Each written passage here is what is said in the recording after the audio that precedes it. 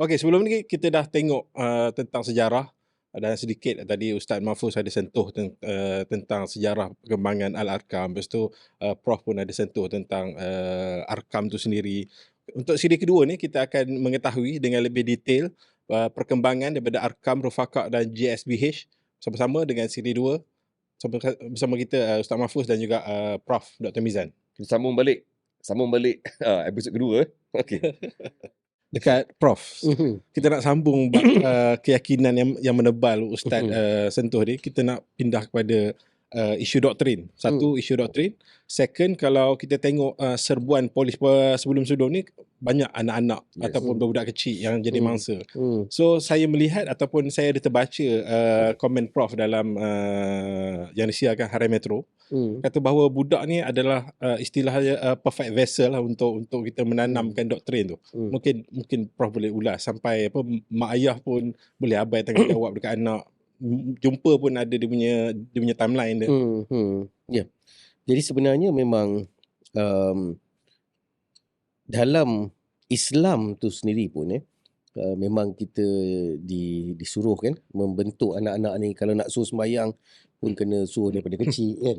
Kalau kata tak solat tu pun boleh kita pukul setakat yang dibolehkan lah tapi maknanya pada peringkat kecil, peringkat kanak-kanak lagi. Dan kita lihat juga banyak pepatah kita pun melentur buluh daripada melentur buluh daripada rebung kan. Dan ada juga macam Abu Hamka kan, dia cakap bagi dia 10 pemuda dia akan merubah dunia dan sebagainya. Jadi menunjukkan golongan pemuda, golongan kanak-kanak, golongan budak-budak ni sangat-sangat penting. Dan ini golongan yang paling orang kata sebenarnya juga mudah, macam kita dah bincang tadi, mudah untuk diindoktrinasi dan sebagainya. Okey. Dia begini kita lihat dalam JSB sendiri pun ataupun dalam mana-mana gerakan sebenarnya kanak-kanak ni dia bila diisi, apa yang diisi dalam minda tu akan berterusan dan dia akan membawa kepada satu kita panggil dia obey ataupun ketaatan yang boleh menjadi membuta tuli. Sebab itu kalau kita lihat pun hari ini sebenarnya kita pun secara tidak langsung kita telah diindoktrinasi sejak daripada kecil lagi. Maaf cakap lah tapi ini kita bercakap tentang akademik secara akademik. Bila kita pergi ke sekolah kita diajar contohnya daripada kecil lagi tentang agama, tentang doa dan sebagainya. So itulah yang kita dibaca tiap-tiap hari, didendangkan, didengar dan sebagainya sehingga kita membesar dan kita tak akan lupa. Kita akan ingat kena baca doa, kena hormat guru, kena bangun bagi salam itu ini. So secara tak langsung kita panggil macam indoctrination itu berlaku. Baik. Dan dalam kanak-kanak yang menyertai kelompok-kelompok ataupun golongan macam ni pun sama juga. Daripada kecil mereka dipisahkan daripada keluarga. Maknanya ketaatan dia bukan kepada mak ayah. Ketaatan dia adalah kepada pemimpinnya. Sebab tu kalau kita lihat dalam JSB ni lepas 2 tahun mereka dah dipisahkan duduk dekat rumah amal. Dan di situ maknanya mereka harus patuh kepada ketua. Apa arahan mereka harus patuh. Tak boleh nak argue. Dan kalau tidak patuh ataupun tidak memenuhi syarat-syarat sebagainya boleh dihukum. Boleh dirotan, boleh kita pun tengok ada video pun tersebar kan, boleh dirotan, dikenakan tindakan dan sebagainya. Malah saya pun pernah tanya juga dengan kanak-kanak yang pergi masa tu saya tahu masa tu masih Rufaqah lagi yang pergi buat kutipan dekat masjid dekat stesen minyak kan. Bila saya tanya dia, asal tak pergi sekolah kan? Dan dia jawab ini latihan untuk dia panggil entrepreneurship, keusahawanan kan dan sebagainya. So itu yang telah diindoktrinasikan dengan begitu lama dalam pemikiran mereka. Apa yang mereka buat ni adalah sebahagian daripada tuntutan syariat, iaitu Rasulullah pun berniaga dan apa salahnya kita pun teruskan. Ini adalah sunnah dan sebagainya. Jadi kanak-kanak ni memanglah the best, sebenarnya the best tool untuk kita indoktrinasi. Dan sebab itu nak respon juga dengan apa yang Ustaz cakap dan apa yang kita bincang. Sebab tu kita tengok ajaran ini Arkam, Rufaqah, JSB berterusan. Okey. Berterusan sebab dia ada generationnya, generasi pelapis. Ya, generasi pelapis ni yang telah indoktrinasinya, ideologinya sama. Sebab tu kita lihat juga dalam mana-mana pun. Hari ni maaf cakap lah kalau di Israel tu sebenarnya daripada kecil lagi dia orang dah diajar untuk ditanam the Greater Israel. Yes. Palestin tak ada. Yang memang daripada kecil, daripada sekolah, Israel. Dan Israel tu mencakupi sampai ke Lebanon, sebahagian Saudi dan sebagainya. So kanak-kanak ini dilahirkan juga membenci Arab, membenci Palestinian dan sebagainya. Jadi itulah yang dia akan membesar dan ideologi itu dibawa. Jadi sebab tu kalau kita lihat rata-rata yang terjebak dalam indoktrinasi ini ataupun menjadi ekstrim ini golongan muda yang mudah manipulasi pemikiran mereka. Method ini digunakan juga oleh lain-lain agama lain. Ya, betul. Kita tengok kebanyakan contohnya sekarang ni di Latin America, di Afrika, kanak-kanak yang dijadikan sebagai askar. Askar. Askar ni pun sama juga. Daripada kecil ni banyak juga. Kalau di Latin America, di Afrika cukup banyak kanak-kanak yang dicolik. Lepas tu dibawa masuk dalam kem-kem tentera golongan pemberontak ni. Memang daripada kecil. Kalau anak-anak kita mungkin main PlayStation, main video game kan, main guli, main lastik, anak dia orang main senapang, main peluru kan, main baling-baling bom macam tu lah kot kan. Tapi maknanya itulah generasi inilah yang akan melahirkan next generation untuk meneruskan legacy. Tapi bila bercakap pasal budak-budak, dia berkaitan dengan elemen trusted value kan. Trusted value. Prof rasa apa trusted value mereka tanam kepada budak-budak ni supaya mereka dipercaya tentang amalan, tentang fahaman, tentang gerakan. Dia salah satu daripada elemen yang paling penting adalah asingkan kelompok ini daripada luar. Kan? Bila kita tak bagi dia bercampur dengan orang luar, duduk dalam kelompok itu saja, itulah dia punya pandangan. Apa yang mereka dengar itu hari-hari itulah dia. Kan dia tengok dia macam betul-betul lah katak bawah tempurung istilah orang Melayu kita kan. Maknanya tengok ke sana pun tempurung, tengok sini tempurung, sini tempurung. So dia tengok sana pun abuya, dia tengok sini pun abuya, sini abuya, tok guru dia. So itu saja. Saya ada satu pengalaman Azrul Sofi. Saya masa saya pergi dekat Al-Arkam yang di luar negara ni kan. Dan bila saya tengok mereka ni sangat hebat lah kat luar kan. Dia ada dengan dia punya orchard, perniagaan dan sebagainya. Tapi lepas tu bila saya sembang-sembang, anak-anak yang dibawa daripada Malaysia untuk bekerja di sana, yang mana mereka tu dah dipisahkan daripada mak ayah, daripada kecil lagi, daripada sekolah rendah lagi pun dah duduk di sana dan sebagainya, di luar negara. Dan lepas tu bila mereka melakukan kesalahan, bercampur dengan orang luar, hukumannya hantar balik kan. So maknanya sebab tu dia tak nak bagi mereka tu bercampur dengan orang luar. Okey Prof. Elemen tu mesti elemen dalaman dia saja. Mungkin contoh yang paling tepat lah kalau kita ambil domestik Azrul. Kes di Ulu Tiram. Mungkin tu dia punya contoh yang paling tepat lah. Dia asingkan. Lepas tu si pelaku adalah anak kepada betul. Yang itu memang absolutely tepat sangat lah. Sebab dia memang dipanggil family indoctrination. Yes. Dia duduk dalam family dia dan lebih mudah untuk diindoktrinasi. Kalau macam tu kan, generation ni, kalau katalah kita ambil kira method ini, generation Al-Arkam susah tu untuk kita lenyapkan. Sebab doktrin terhadap budak-budak ni bukan benda yang senang untuk dipadam. So pendapat Prof, adakah ada peluang ataupun ada jalan untuk kita mungkin dengan pendedahan pasal GSBH ni menyebabkan ramai yang dah mula berdiam, duduk di rumah diam-diam. Jangan dedahkan aku ni bersama dengan Arkam ataupun GSB. Tapi mereka telah pun didoktrinkan. Dan kemungkinan akan muncul lagi selepas era 10 tahun lagi jika anything happen to GSB sekarang ni. Kerana mereka ni telah pun didoktrinkan. So adakah mudah ataupun ada cara yang ataupun boleh dipulihkan mereka ni?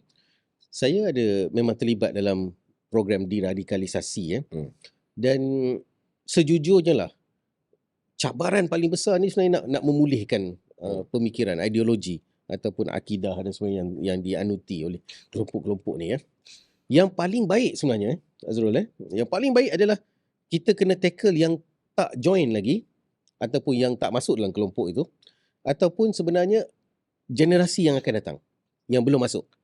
Sebab kalau kata kita tidak kekang golongan yang sympathizer tadi pun masuk ataupun golongan muda, budak-budak yang belum lagi pun masuk, dia akan melahirkan next generation. So sebaiknya itu yang pertama, kena letak satu wall, jangan bagi masuk. Yang kedua, yang dah berlaku, yang dah masuk, yang dah ada ideologi ni. Yang ini memang sebenarnya bukan senang lah. Sebenarnya kalau kita tengok, kalau terorisme dia ada elemen-elemen yang masuk ke dalam penjara. Kita ada jabatan JAKIM ada, kaunselor ada, kita ada jabatan penjara, kita ada PDRM dan sebagainya. Tapi kalau kata berkait dengan akidah ini dan mereka ni tak sampai masuk ke penjara, ya, macam dulu Ustaz pun terlibat dalam roadshow untuk pemulihan dan penjelasan dan sebagainya. So ini memerlukan kepada golongan agamawan, JAKIM dan strategi yang lebih tepat. Tapi sebenarnya bukan senang. Cara nak tackle adalah mereka yang sudah masuk dalam kelompok ni, dalam program-program ni semua, dalam JSB ni perlu dipantau, diberikan satu program pemulihan dan sebagainya. Okey, itu yang dah masuk. Yang belum masuk ni kena jaga. Jangan sampai masuk ataupun elemen JSB nanti kita tak nak berkembang pula. Mungkin jadi TUBB ke apa sebagainya kan. AZIUR ke apa. Ya. Okey Ustaz. Jadi itu yang kita takut. Okey Ustaz, berkenaan dengan apa nama doktrin ataupun berkenaan dengan perkembangan semula yang kita risaukan. Sekarang Ustaz, saya nak sentuh pasal golongan simpati ni. Pada ketika JSB ketika ini sedang berdepan dengan pelbagai situasi yang sampai mereka kolaps itu dan ini sebagainya. Banyak orang punya bisnes dah mula kolaps. Golongan simpati ni, mereka memainkan sentimen bahawa kenapa nak kacau bisnes orang Melayu kita, orang Islam kita. Dan sekarang ni nampak macam itu sentimen yang sedang menular di luar. Dan itu dan bukan ditularkan oleh golongan-golongan JSB, tetapi golongan simpati yang sedang menekan tindakan terhadap mereka ini kerana menyentuh tentang isu sentimen ekonomi orang Melayu, ekonomi orang Islam. So mungkin Ustaz boleh bagi pandangan supaya mereka faham kenapa pendekatan secara serius perlu dibuat sehingga kan turut mengganggu juga apa yang mereka sedang buat dalam bentuk bisnes mereka. Kenapa mereka di luar tu kena faham yang okey, authority kena take action to all. Bukan sekadar akidah, but to all. Kenapa Ustaz? Saya dalam hal ini pandangan peribadi saya lah. Saya melihat sistem yang berjalan sekarang ni tak betul. Ya, tak betul. Tak betul. Okey, baik. Dan sistem ini bukan sekadar bertentangan dengan syarak, bahkan banyak melanggar hal-hal yang bersangkutan dengan undang-undang dunia. Contohlah kita kata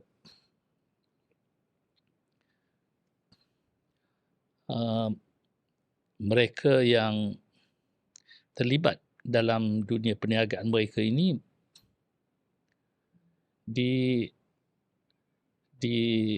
manipulate semaksimal yang mungkin. Contohnya? Mereka bekerja, tak ada gaji. Okey. Dan sistem yang berjalan di kalangan mereka disebut sebagai ma'ash. Ma'ash ni apa? Boleh makan, boleh minum, boleh pakai ala kadar, boleh tidur. That's all lah. Dan kalau kita kata orang bawahan tak bergaji, orang di atas pun tak bergaji, it's okay. Tapi kita tengok orang bawahan hidup melarat. Tapi orang atasan hidup melirit. Melirit kan? Melarat, melirit. Hari kita tengok orang bawahan setengah tak ada kereta. Kalau ada kereta pun kita tengok kesian. Keadaan keretanya uzur. Dan kadang kita tengok rumah pun tak ada. Walaupun ada 2 bini. Di mana bini dia letak? Di asrama. Di rumah amal. Anak ramai. Kadang ada 3 bini mencecah 20 orang anak. Dan anak-anak tu dipisah, dia letak di rumah amal. Dan orang atasan duduk di banglo. kenderaan-kenderaan yang dipakai InsyaAllah. bukan kaling-kaling punya kenderaan. Mercedes, Ya. Wildfire, Ada bas juga kan? Ada bas. dan ada pelbagai bentuk lah Yes. kemewahan. Jadi saya melihat sistem inilah yang pernah disebut oleh almarhum Ustaz Muhtar Yaakob sebagai sistem komunis. Ya. Kerana tidak memberi hak. Kerana Islam tu ada hak pada setiap orang. Tapi di dalam gerakan ini tidak ada hak. Apa juga kita kata daripada A to Z ditentukan oleh kepimpinan. Sehingga saya melihat orang-orang dalaman ni macam robot. Apa juga mesti mendapat green light daripada pihak atasan. Hatta mereka ini saya melihatlah menggunakan dua kaedah. At-targhib wa at-tarhib. At-targhib mereka menggunakan pelbagai imbuhan-imbuhan bagi mereka yang memberikan ketaatan yang sepenuh hati, diberikan reward. Dan saya dengar reward yang special di antaranya bini nombor 2, nombor 3, nombor 4. Jadi ini kita kata reward perempuan ni kira reward yang kira kita kata maksimum lah. Paling hebat lah. Paling hebat lah. Dia dua lah. Kalau lelaki ni kalah dengan perempuan dengan duit. Kalau kata dibagi isteri dengan dibagi kereta, orang pilih isteri lagi. So, ini dia punya at-targhib, yakni daya tarikan, diberikan pelbagai insentif yang sangat luar biasa lah.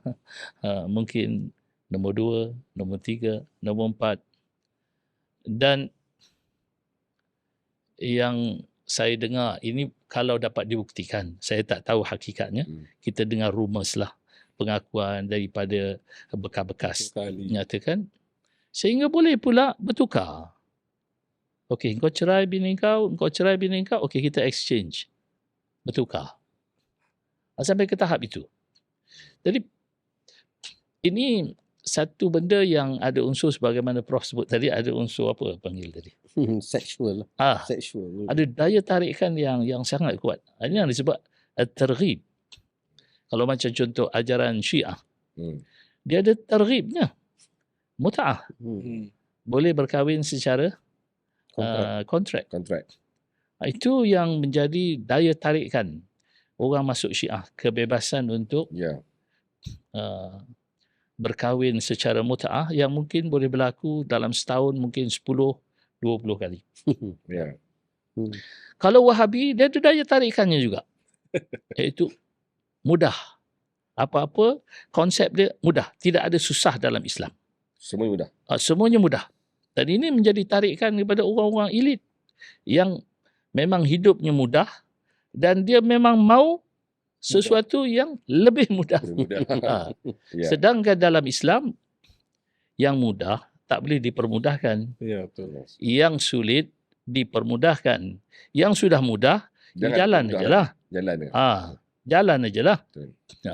So, jadi dalam arkam ni dia ada daya tarikan. Ada reward dan sebagainya. Sehingga mengikat masing-masing dengan janji-janji yang begitulah. Kemudian dia ada terhib yang menakutkan. Kalau awak tidak taat, awak akan dikenakan pelbagai tindakan-tindakan. Ya, betul.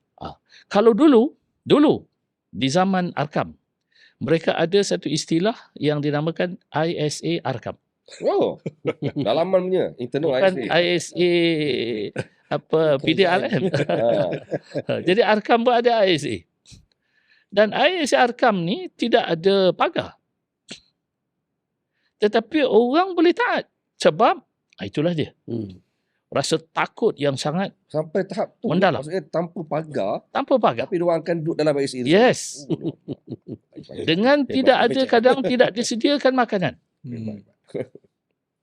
Dan kadang dia letakkan di satu floor. ada 4 bilik dan di tengah ada hall, 4 family. Cuba bayangkan, di tengah ada kindergarten dan ada 4 family, dapurnya 1. Ini di antara tempat ISA Arkam. So dihenyaknya orang di situ, dengan kadang makan ada, kadang tak ada, dan tidur pun tak boleh lena sebab di tengah ada kindergarten dan kita privacy tak ada. So dia lanyak lah. Mungkin setahun, mungkin 2 tahun, mungkin 3 tahun.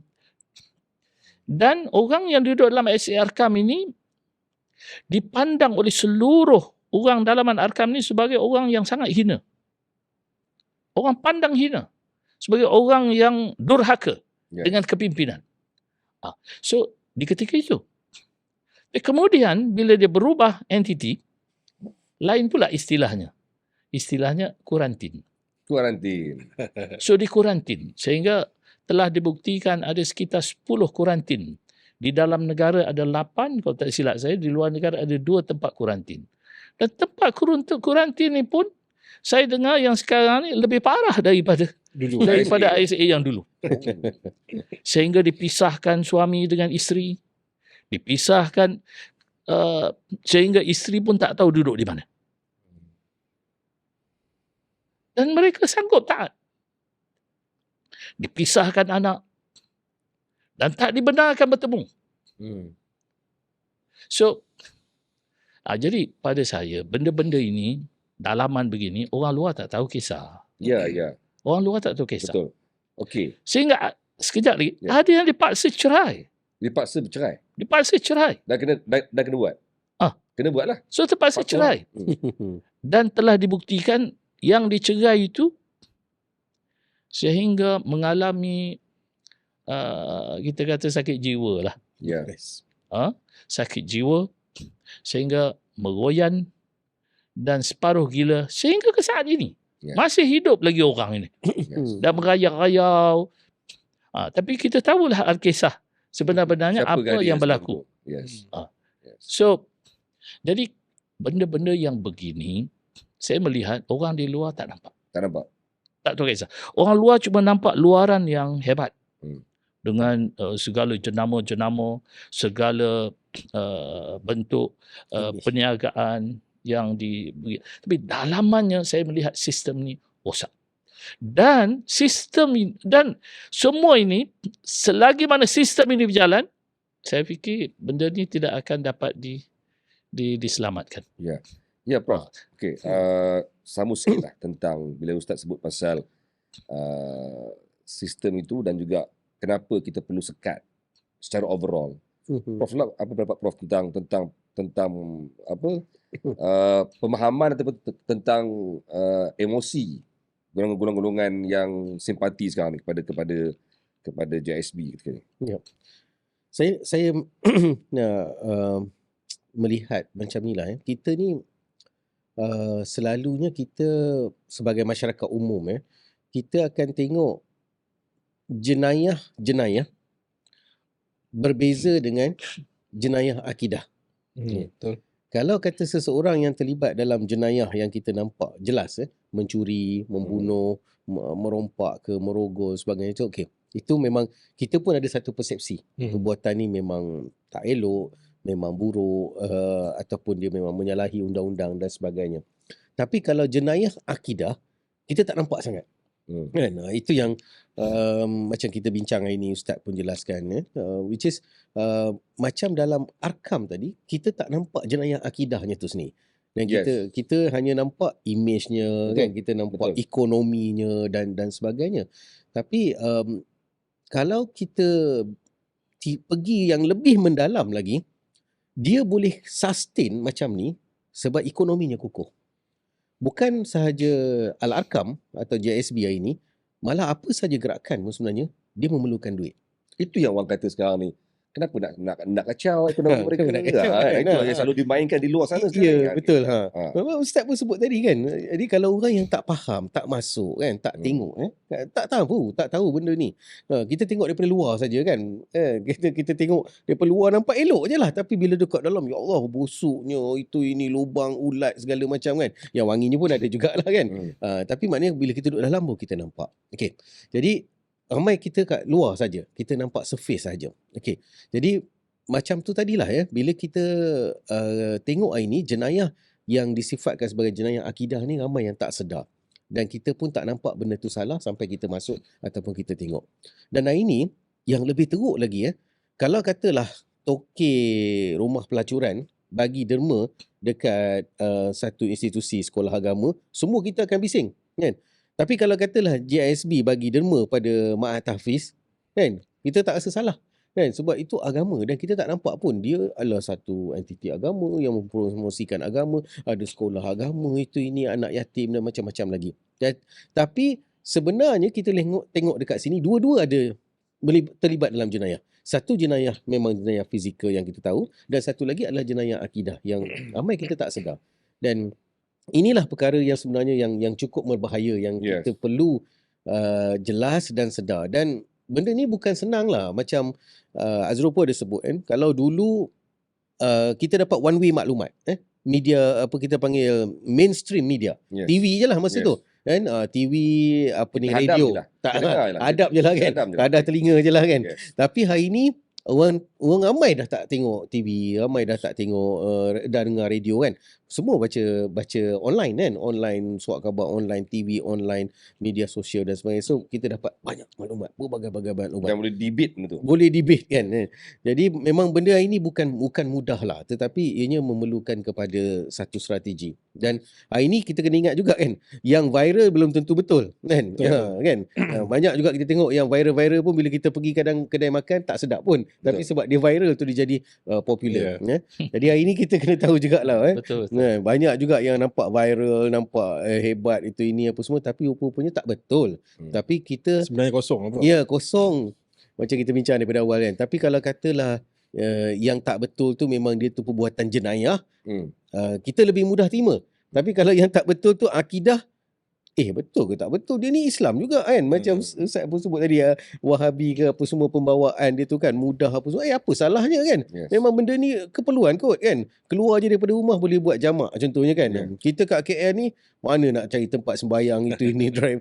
Jadi kita pun jadi banyak benda yang menyebabkan kita sukar untuk menerima apa yang dipanggil sebagai jenayah akidah. Tapi okey, maksudnya adakah Prof setuju bahawa untuk menyekat perkembangan jenayah akidah ini perlu disekat daripada akarnya, termasuk ekonominya. Begitu. Okey. Sejujurnya saya melihat itu elemen yang paling penting. Ekonomi. Dia macam ni apa-apa gerakan tadi kita bincang ni semua, ni saya terputus tadi kan. Sebenarnya dia perlukan duit. Kalau kata kita dapat, sebenarnya sejujurnya lah, kita dapat sekat aliran dananya tadi, dia tidak akan mampu berkembang. Betul. Dia akan lumpuh lah. Jadi benda ni bukannya berbeza tau. Dia sebenarnya satu, benda yang satu. Kan? Tapi kita nampak berbeza sekarang ni. Kita nampak akidah lah yang salah buat salah lah. Kan? Kacau kan. Apa pula kacau ekonomi dia apa semua. Tapi Allah Akbar, kalau kita tengok yang lebih mendalam lagi, dia boleh kuat kukuh besar macam ni sebab ekonomi dia mantap. Dan ini bukan hanya sekatan untuk dalam negara. Dan kalau ekonominya kuat, mereka boleh berkembang di luar juga. Tak masalahnya. Memang berkembang di luar negara. Yes, kan. Okeylah. Tapi saya kira Azrul, kalau nak sentuh bab perniagaan tu, kalau perniagaan yang tanpa membayar gaji, saya ingat kita 4 orang pun kalau buat bisnes, untung rasanya. Untung. Tak payah bayar gaji kan. Ada terpendak.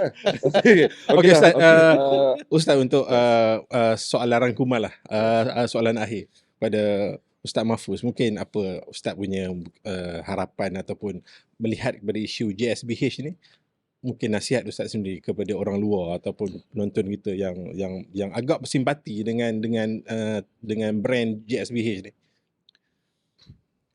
Pada saya, orang luar kena memahami benar apa sebenar-benarnya lubbul masalah ataupun lubbul qadiyah dia punya intipati masalah yang berlaku pada GISPH ni. Jadi sebenar-benarnya yang menjadi masalah besarnya adalah cara sistem dan pegangan keyakinan sama ada dari sudut agama ataupun dari pelaksanaan dunia yang bertentangan dengan syarak dan banyak bertentangan dengan norma-norma kemanusiaan. Saya melihat banyak penindasan berlaku yang orang luar tak tahu kisah. Satu perkara yang saya terlupa lah nak sebut. Kenapa orang-orang ini begitu ekstrim? Sebenarnya di dalam gerakan ini, mereka mengasuh dan mendidik orang-orangnya supaya bersifat tertutup. Dia tidak boleh mendengar daripada pihak luar. Orang-orang yang terlibat di dalam gerakan ini tak boleh belajar dengan orang luar. Kalau nak belajar agama, you kena belajar dengan orang dalaman. Daripada zaman dulu, daripada zaman Arkam dimulakan, sampailah sekarang, mereka satu komuniti yang tertutup. Kenapa? Mereka menganggap kalau orang ni belajar di satu-satu universiti, kata belajar di Azhar, nanti dia pemikirannya perlahan-lahan akan terhakis. Atau belajar di pondok, dia perlahan-lahan dia akan terhakis dan nampak di mana salah silapnya Al-Arkam.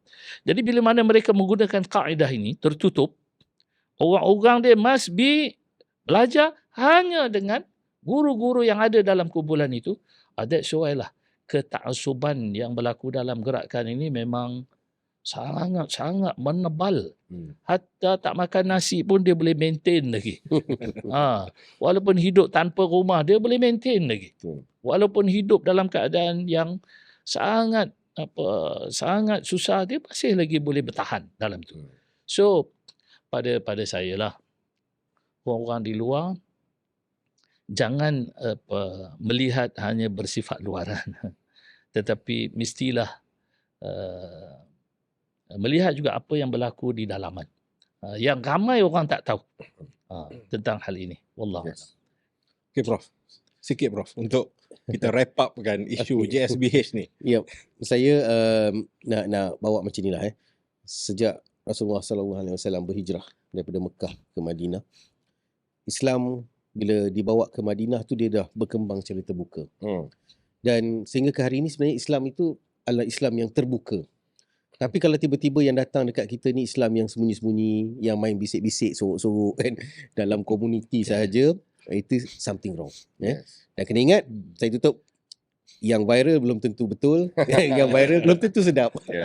Okey, sebenarnya tuan-tuan, bila kita bahaskan topik pasal GSB ni, dua-dua sedap ni, Sofi. Betul. Ustaz kaya dengan pengalaman mengkaji sejarah mereka daripada tahun 94 lagi sampailah sekarang. Benar. Dan Ustaz punya nama-nama yang sebut pun saya ingat, saya dengar tadi pun begitu detail sekali. Menarik sebenarnya. Dan topik yang bawa hari ni pun topik yang saya kira yang agak rare, yang ramai orang tak sampai ke tahap itu. Cuma itulah kita ada keterbatasan masa. Kalau ikutnya tak cukup ni. Tadi pun saya dapat input daripada producer, kata tak cukup ni bos. Kena buat dua siri ni. Kita buat siri berikutnya. Siri kedua ni. Mungkin insya-Allah kita tengok apa perkembangan selepas ni dengan isu JSB ni. Sistem polis yang latest nanti. Yes, mungkin kita boleh aturkan untuk yang keduanya insya-Allah. Kalau agak dapat hadir sekali lagi untuk kita bahas sekali lagi tentang isu ni. Cuma betul bagi mereka di luar sana, saya kira kupasan yang agak ilmiah, yang agak jelas daripada kedua-dua panel, yang mana kita harap perdebatan itu dapat dilihat secara lebih matang, lebih rasional. Kita tak salahkan netizen untuk terus bersuara idea ataupun pandangan-pandangan mereka, tapi kadang-kadang mungkin akan mempengaruhi orang lain untuk nak mengalihkan tumpuan mereka daripada melihat sesuatu yang salah pada yang benar. Ataupun yang benar pada yang salah. Jadi tapi sebenarnya Azrul, kepada penonton dia sebenarnya kena rely dengan pihak authority. Yes, betul. Kita jangan lihat pihak authority itu dengan 1001 pandangan yang negatif kan. Sebab pihak authority itu buat mesti ada kepentingan dan mesti ada fakta. Ada faktanya. Jadi thank you Prof, thank you Ustaz. InsyaAllah jumpa lagi. Dan itu hadir. Kita tamatkan untuk program hari ini. Jumpa lagi. Assalamualaikum.